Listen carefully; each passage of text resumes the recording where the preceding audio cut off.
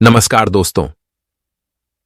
आज हम बात करने जा रहे हैं नासा के एक बेहद ही खास मिशन की, जिसका नाम है पेस यानी plankton, aerosol, cloud and ecosystem.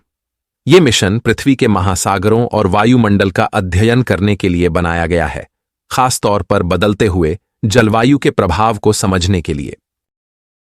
तो चलिए 8 मिनट की इस यात्रा में जानते हैं कि आखिर ये पेस मिशन क्या है और कैसे ये हमारे ग्रह के भविष्य के लिए महत्वपूर्ण है।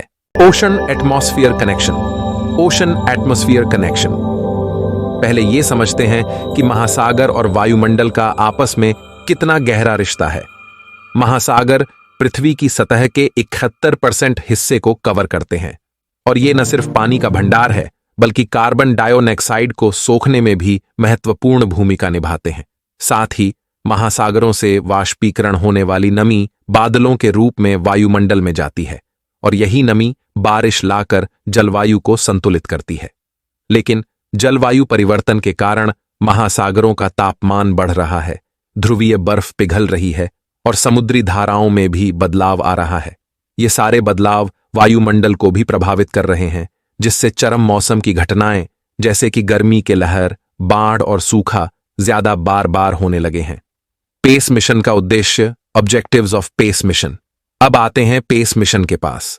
इस मिशन का मुख्य उद्देश्य महासागरों और वायुमंडल के बीच इस जटिल संबंध को बेहतर ढंग से समझना है। यह मिशन 3 तरह के एडवांस्ड सेंसरों का उपयोग करेगा। High resolution plankton camera. High resolution plankton camera. यह कैमरा महासागर में मौजूद प्लैंकटन यानी सूक्ष्म जीवों की तस्वीरें लेगा। प्लैंकटन महासागरों के आधारभूत जीव हैं और ये कार्बन चक्र में महत्वपूर्ण भूमिका निभाते हैं। पेस मिशन से वैज्ञानिकों को यह समझने में मदद मिलेगी कि जलवायु परिवर्तन प्लैंकटन की आबादी को कैसे प्रभावित कर रहा है। Multi angle polarisation camera. Multi angle polarisation camera. यह कैमरा वायुमंडल में मौजूद एरोसोल कणों का अध्ययन करेगा। एरोसोल कण धूल, धुआं और समुद्री नमक के छोटे कण होते हैं जो सूर्य के प्रकाश को बिखेरते हैं और बादलों के बनने को प्रभावित करते हैं। पेस मिशन से वैज्ञानिकों को यह समझने में मदद मिलेगी कि एरोसोल कण जलवायु को कैसे प्रभावित कर रहे हैं। क्लाउड और पृथ्वी radiation monitor. Clouds and earth's radiant energy system series उपकरण। ये उपकरण बादलों और पृथ्वी के बीच ऊर्जा के आदान प्रदान का अध्ययन करेगा। पेस मिशन से वैज्ञानिकों को यह समझने में मदद मिलेगी कि बदलते हुए बादल पैटर्न जलवायु को कैसे प्रभावित कर रहे हैं। Ocean atmosphere connection. Ocean atmosphere connection. पहले यह समझते हैं कि महासागर और वायुमंडल का आपस में कितना गहरा रिश्ता है।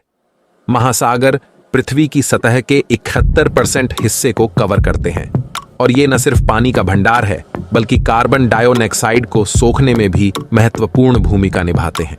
साथ ही महासागरों से वाष्पीकरण होने वाली नमी बादलों के रूप में वायुमंडल में जाती है और यही नमी बारिश लाकर जलवायु को संतुलित करती है। लेकिन जलवायु परिवर्तन के कारण महासागरों का तापमान बढ़ रहा है, ध्रुवीय बर्फ पिघल रही है और समुद्री धाराओं में भी बदलाव आ रहा है। ये सारे बदलाव वायुमंडल को भी प्रभावित कर रहे हैं, जिससे चरम मौसम की घटनाएं जैसे कि गर्मी के लहर, बाढ़ और सूखा ज्यादा बार बार होने लगे हैं। पेस मिशन का उद्देश्य, ऑब्जेक्टिव्स ऑफ पेस मिशन। अब आते हैं पेस मिशन के पास। इस मिशन का मुख्य उद्देश्य महासागरों और वायुमंडल के बीच इस जटिल संबंध को बेहतर ढंग से समझना है। यह मिशन 3 तरह के एडवांस्ड सेंसरों का उपयोग करेगा। High resolution plankton camera. High resolution plankton camera. यह कैमरा महासागर में मौजूद प्लैंकटन यानी सूक्ष्म जीवों की तस्वीरें लेगा। प्लैंकटन महासागरों के आधारभूत जीव हैं और ये कार्बन चक्र में महत्वपूर्ण भूमिका निभाते हैं। पेस मिशन से वैज्ञानिकों को यह समझने में मदद मिलेगी कि जलवायु परिवर्तन प्लैंकटन की आबादी को कैसे प्रभावित कर रहा है। Multi angle polarisation camera. Multi angle polarisation camera. यह कैमरा वायुमंडल में मौजूद एरोसोल कणों का अध्ययन करेगा। एरोसोल कण धूल, धुआं और समुद्री नमक के छोटे कण होते हैं जो सूर्य के प्रकाश को बिखेरते हैं और बादलों के बनने को प्रभावित करते हैं। पेस मिशन से वैज्ञानिकों को यह समझने में मदद मिलेगी कि एरोसोल कण जलवायु को कैसे प्रभावित कर रहे हैं। क्लाउड और पृथ्वी radiation monitor, clouds and earth's radiant energy system series उपकरण। ये उपकरण बादलों और पृथ्वी के बीच ऊर्जा के आदान प्रदान का अध्ययन करेगा। पेस मिशन से वैज्ञानिकों को यह समझने में मदद मिलेगी कि बदलते हुए बादल पैटर्न जलवायु को कैसे प्रभावित कर रहे हैं।